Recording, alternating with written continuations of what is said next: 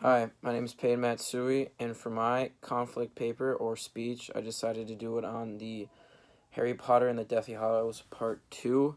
So, spoiler alert if you haven't seen this. So, it's obviously the title of it is The Deathly Hallows, and what this is it's about Harry Potter, who's a wizard, and he has to fight an evil wizard who killed his parents when he was younger, named Voldemort. And this entire series is that's like the majority of the conflict. And through the entire series, they have their own battles and rifts, and it all leads up to this final movie. And what the reasoning why I wanted to pick this movie and the impact of conflict is that it shows two different characters and how their lives are intertwined by when Voldemort tried to kill Harry when he was younger, a part of his soul attached onto Harry, and from then that moment on, they were connected as one. And the whole backstory about this is the conflict that occurred between these characters is that Voldemort is the Dark Lord, and his parents wanted to stop him when Voldemort was coming to power, and Voldemort heard word that Harry is the chosen one, and so he tried killing him when he was younger, and Harry is the only one to survive the death spell, and this is why everyone is so wowed over Harry. And in the last movie, the whole thing is Harry has to kill these things called the Horcruxes of Voldemort's, and what Voldemort did is that he made different Horcruxes that were well hidden and well defended, that were a part of himself that he put into his own, I guess you would say, a part of his own soul into these Horcruxes. And the only way that Harry could defeat Voldemort is that if he destroyed all these Horcruxes. And so the whole reason how Harry responded to this conflict with Voldemort is obviously he wants to destroy Voldemort for killing his parents. And so they go around Horcrux to Horcrux. It's a different scheme of what defends a Horcrux every time. For example, Voldemort has a snake, and that is one of the Horcruxes that named Nagini that he put his soul into. And what's interesting is one of the things that Harry didn't realize, that when Voldemort was killed, he thought Snape, one of Harry's teachers, was on Voldemort's side, and he killed Voldemort, which he did kill Voldemort, but Dumbledore made Snape kill him so that there's this wand. So backstory: a wand is property of a person, and it binds with that wizard.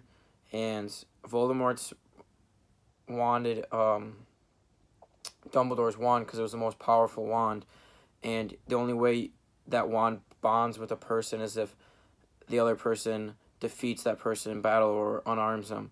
Well, he thought Snape was the one who disarmed Dumbledore, but it was actually Drago. So he ended up killing the wrong person, and this is how Harry found out that he was a Horcrux when he went into Snape's mind when he did the whole dream, and he found out that when Harry's parents were killed and Voldemort attached himself, that he was part of the Horcrux, and the only way that Voldemort would die is that if he would die, which is a pretty crazy conflict in this with himself. And the way he faced this is that he took it head on, and he had to essentially let Voldemort kill him, because Voldemort would be essentially killing himself. And everything that contributed to these conflicts, the different powers between these two, Voldemort thought that he should be the ruler of all of the wizardly land, and all of the muggles is what they would call the regular human beings. And Harry and the rest of the Order of the Phoenix, or the good guys you could call them, excuse me, they all wanted him to die and take him out of power. And so this is where we get into how this conflict is all resolved. So as I said, Harry goes around going to different Horcruxes and destroying them. And at the end of the day, it is resolved. And by Harry, he had this snitch in his first Quidditch match that when he kissed it and he was ready to die, it was the Resurrection Stone. So he had the Resurrection Stone, and when Voldemort killed him, he thought so. He saw Dumbledore in his dreams, or in the futures, almost like in his death, saying it's not your time yet. And he had the Resurrection Stone, so he resurrected. And when Voldemort thought he won, he thought he was safe, Harry was alive again. And in the final battle, after all of the Horcruxes were destroyed, it was this big scene where Harry and Voldemort had the wand battle with their energy, power, spells, or whatever you want to call it, were going into each other.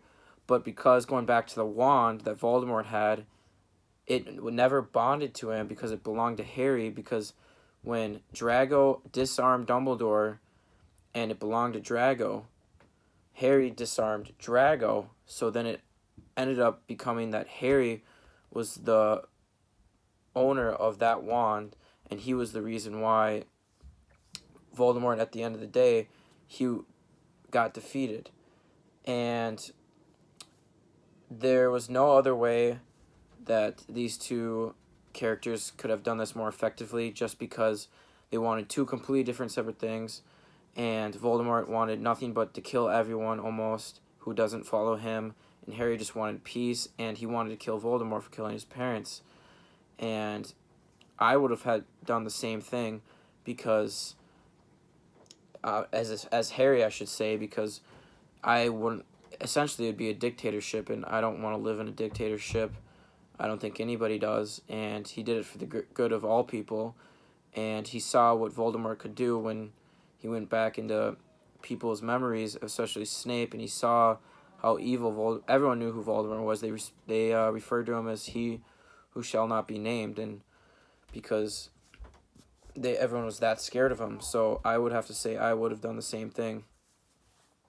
The only thing I probably would have done different, I don't know, it's hard to say, but it would be hard for myself to fully embrace letting myself die for a cause that, I mean, for me right now, I don't know what it's fictional, but they made it portrayed as it's so real, and it's quite awesome. This conflict ultimately impacted the characters' relationship because, I mean, they were arch nemesis. Harry had every reason to hate him, and Voldemort was just an evil man. He had evil written on him from day one. He wanted nothing but to rule everyone. And I think that conflict is definitely, it can be both managed and resolved. And for me, when it's managed, it has to do with this. You're managing the conflict. You're taking it straight on. You're not having any discussion. When it's resolved, is that you're sitting down, you're talking about both sides of what you want, and this is where it can be resolved and meet in the common ground and come up with a solution. But here there was no other solution besides one person couldn't live without the other one dying, which, as we know, is true. And conflict can hurt and help relationships. By when it can hurt a relationship, this can be in a marriage. We can do both ways in a marriage. First, it can hurt because depending on how the spouse or whoever responds to this conflict, it could be bad because they could shut down, they won't talk to you, and ultimately end in divorce. And it can help in a relationship because then it can create more conversation of, say, oh, where do you want to go to dinner? Okay, let's talk about it. Let's lay out all our options and go from there. So that's where it can help and create a different, not in the same rhythm as you are, say, during quarantine, where every day feels the same, almost Groundhog Day. So in conclusion, we talked about the conflict between Harry Potter and Voldemort, how it was resolved, and ultimately how one could not live with the other one living. What I learned from viewing this film in this paper in this manner is that conflict is seen throughout the entire movie. This is just a small snippet. This is the main conflict, but there could be conflict between Hermione and Ron, or Dumbledore and even Harry, when Dumbledore doesn't say anything to Harry about anything. So there's multiple conflicts, and conflict makes up our life. I'll apply this information to my own life because ultimately I don't want to be in a battle with someone that I don't want them to be out of my life. So I want to resolve conflict, and I want to move past it. I think what others might learn from my analysis of conflict is that you can always resolve it, and you never want to go to the most extreme measures.